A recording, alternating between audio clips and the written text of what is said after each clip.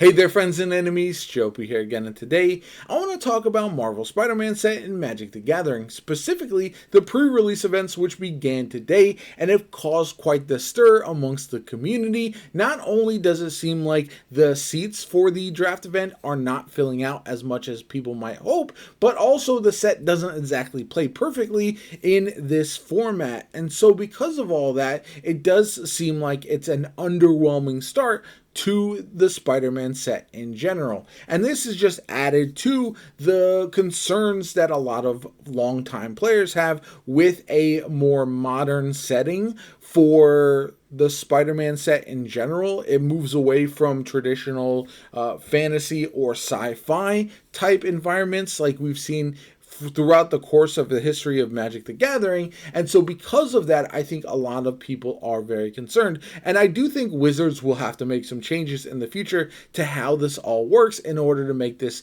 be more successful, as the crossover with Marvel doesn't seem to be ending anytime soon. So there are some things that I think people are overblowing a little bit, and I do think there's other problems that are real and need to be addressed. So anyway, the chatter online has been that these pre-release events are just not filling up like you would normally expect from past sets.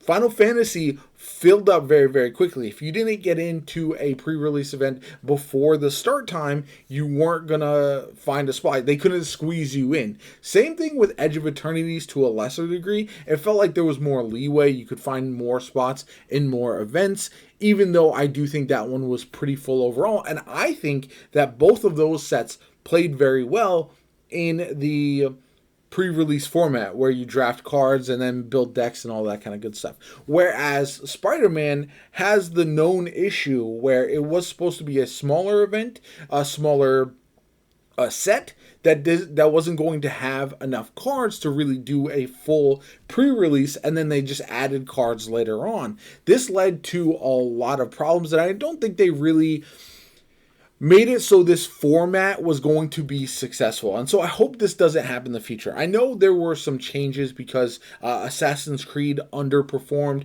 That was a smaller set and just didn't do all that well. It wasn't even super well received. And same thing with Spider-Man so far. It does feel like a lot of concerns are not only with the formats that it's going to play best at, the amount of legend heroes that are in the game, which make it somewhat difficult for these draft type game modes, and other problems that I think continue to plague the modernization of Magic the Gathering. I will be the first one to admit that I do understand that Wizards is a business. I personally am looking forward to the Spider-Man set. I'm going to MagicCon Atlanta. There's going to be a lot of Spider-Man there. My son is really, really excited about Spider-Man, the set in general, and because of that, it's kind of infectious. I know that's contrary to what a lot of longtime Magic players want to hear, but for me, even though it does feel greedy at times with how they handle things, I'm not necessarily one that's going to be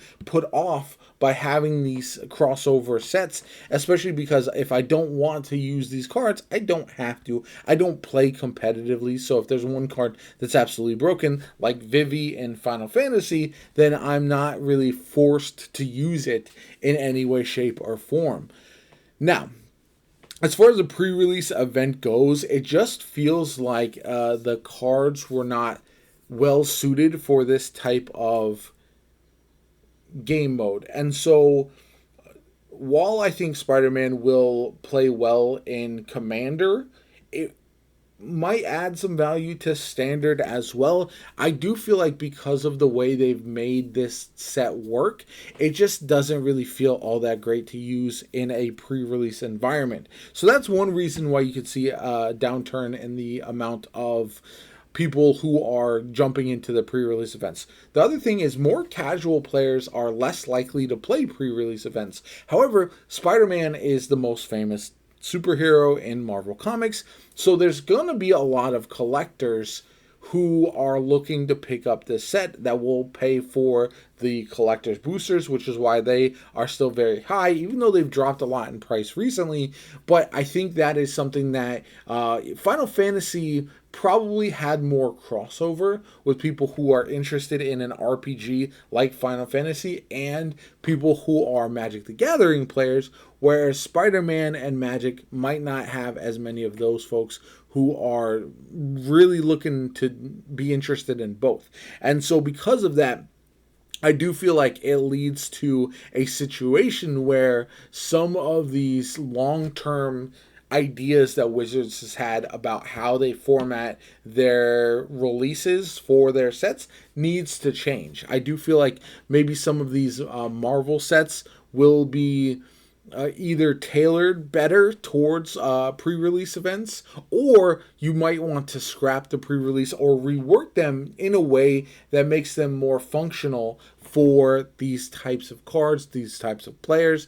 And I just don't know if it'll ever make enough of an impact to really make it, like, allow it to be successful in that environment. Whereas I would imagine, I think Avatar is going to be a much better pre-release type of set. So I do think that overall, it is very interesting to me how these pre-releases go when you have a lot of players who are willing to throw out a lot of money. Like the Spider-Man and Final Fantasy pre-release events are more expensive as well. I think that hurts it a bit. So if a set doesn't seem as exciting, if you have seen people open packs online, it feels like there's not a ton of value in the Spider-Man packs right now.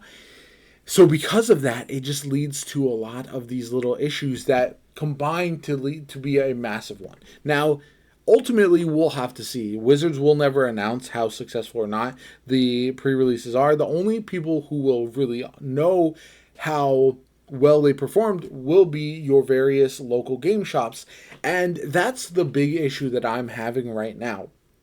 I want the local game stores to be funded and a viable option for Magic players to jump into and play games at and stuff. And if these events become less successful, then ultimately that's going to hurt the game stores the most, because they are relying on pre-orders of these pre-releases in order to make sure they buy enough for the next event or hold the events in general. So I do hope that there are lessons learned, so that way going forward we don't have to deal with the problem of not having pre-release events at all, because the local game stores cannot host them because there's just not enough people signing up, not enough people buying the product. So I think that's really where the only issue lies. With people complaining online, I think that's going to be something that does happen. So I do feel like that's going to be not a major issue. Like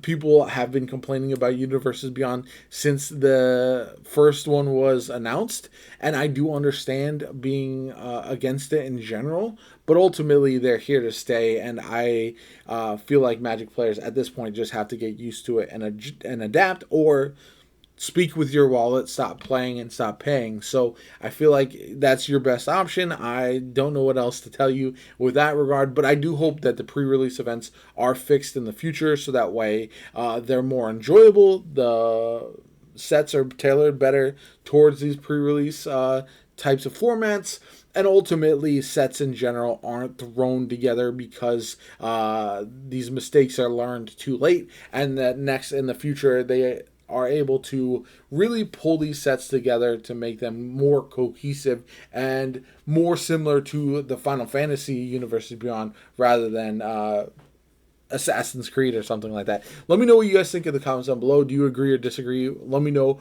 why not. If you have been to your local game store for a pre-release event for Spider-Man, how has it looked? I went to the store today during one of the events. It looked fairly full to me, but again, I don't have the exact numbers, so that remains to be seen. Anyway, my name is Jopa. Have a good one, and I'll catch you all later.